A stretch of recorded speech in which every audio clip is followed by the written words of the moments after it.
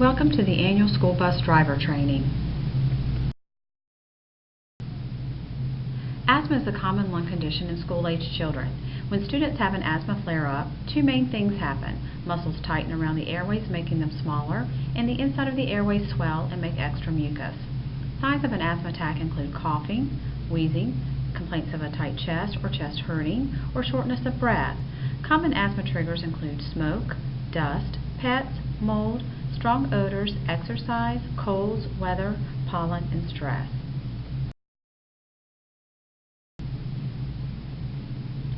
If a student has an asthma episode on the school bus, avoid drawing extra attention to the student. Stay calm and reassure the student. Ask the student if he or she has medication with them. Allow the student to self-administer any medication. Then call the bus garage or school to notify a parent or guardian to meet the student at the bus stop. Never leave the student alone. If needed, bring the student back to school until a parent or guardian is contacted. Call for emergency help if the student can't talk, the inhaler does not provide relief, or the student's lips or fingernails look gray or blue.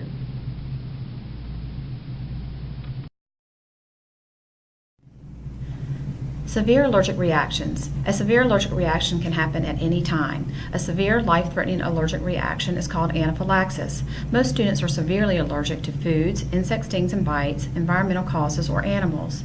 Severe allergic reactions can involve many systems, including the skin with hives and itching, the gut with stomach ache and nausea and vomiting, breathing with shortness of breath or difficulty breathing, cardiac with increased heart rate and dizziness, and neurological with anxiety and a sense of impending doom.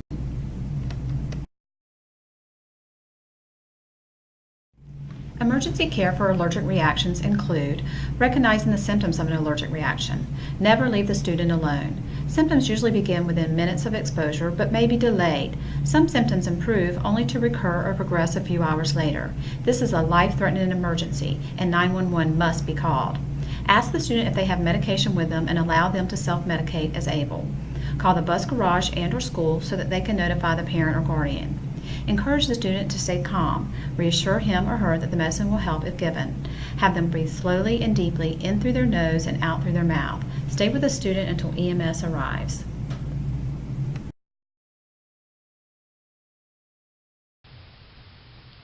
Diabetes is a condition where the body makes ineffective, little or no insulin. Insulin is necessary to maintain the body's blood sugar levels. Diabetics regulate their blood sugar by diet and medications, but can still face two major problems: a high or a low blood sugar. If a student has a low blood sugar level, ask the student if they have a sugar snack with them. Help the student to consume a simple sugar, such as a glucose tablet, fruit juice, or regular soda. If a student has a high blood sugar, ask the student if they have insulin with them and allow them to administer it. Also have the student consume liquids without sugar, such as water or diet soda. If you are unsure if a diabetic student has a high or a low blood sugar, treat them for a low blood sugar and give them a simple sugar. You should also call the bus garage or school and have them notify the parent or guardian to meet the student at the bus stop. Never leave the student alone, and as always, if needed, bring the student back to the school until a parent or guardian is contacted. Call for emergency help if the student is not conscious enough to swallow, or if the student is unconscious and lapses into a diabetic coma.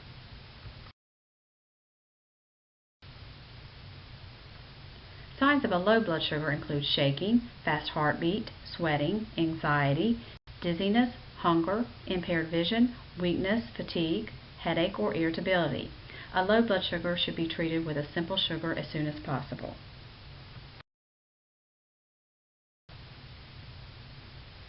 Signs of a high blood sugar include extreme thirst, frequent urination, dry skin, hunger, blurred vision, drowsiness, or nausea.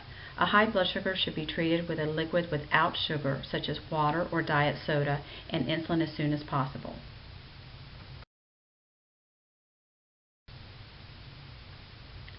Epilepsy is the result of mixed electrical signals in the brain. Students diagnosed with epilepsy usually take medications to control or prevent seizures. If you observe a student having a seizure on the school bus, stay calm. Tell the other students not to crowd around him or her, and explain that it will probably be over shortly. Lie the student in the bus aisle if possible. Protect the student from hitting hard or sharp objects. Put something soft under the student's head, such as a jacket or a blanket. Never put anything in the student's mouth.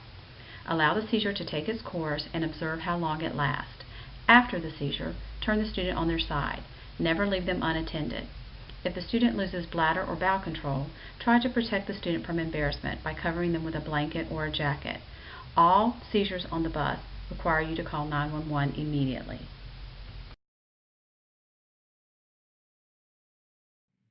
Here are some considerations for the EC Special Transportation Department. Always follow the seizure care plan provided. If there are any unusual circumstances, the EC Transportation Director will notify you ahead of time. If a student is having a simple focal seizure without any distress and lasts less than 5 minutes, monitor the student and notify the parent and school nurse of seizure activity upon arrival at school or home.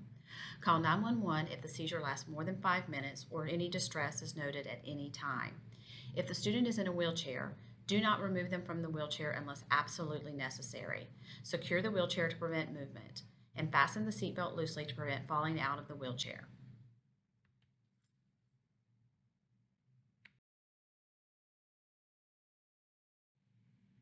Health alerts for bus drivers. The assistant principal or assigned staff in charge of transportation will share the individual student's health condition or health alert with the assigned bus driver on a need-to-know basis. The assistant principal will use the following codes: 1 for asthma, 2 for diabetes, 3 for seizures, 4 for severe food or insect allergies. Bus rosters or routing sheets with health alert codes must stay on the bus at all times. No personal health information can be on the bus rosters or routing sheets. You can only use the codes listed above.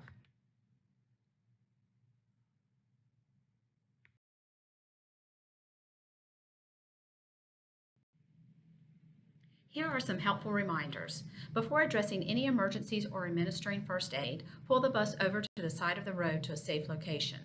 Students with a serious medical condition should sit where they can be closely monitored by an adult. Do not hesitate to call the bus garage or school if needed.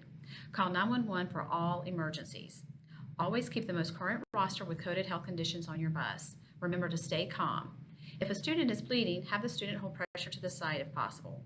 If you need to hold pressure to stop the bleeding, wear gloves. These can be found in your first aid kit on your bus. If not, put some sort of barrier between you and the student's blood. If you are exposed to blood or other body fluids, please report to your supervisor immediately. Universal precautions.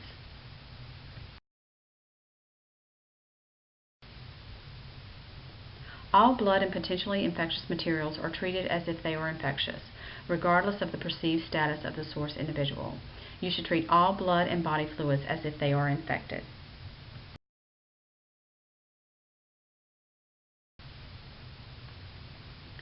Bloodborne pathogen spills on the bus should be contained using the absorbent kept near the first aid kit on the bus. Remember to wear gloves.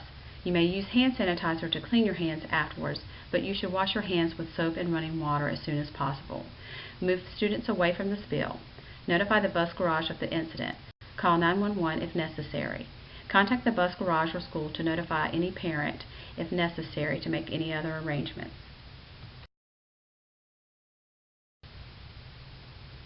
If you are exposed to a bloodborne pathogen, wash the exposed area with soap and water as soon as possible.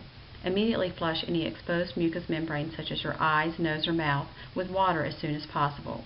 Then immediately report the exposure to your supervisor.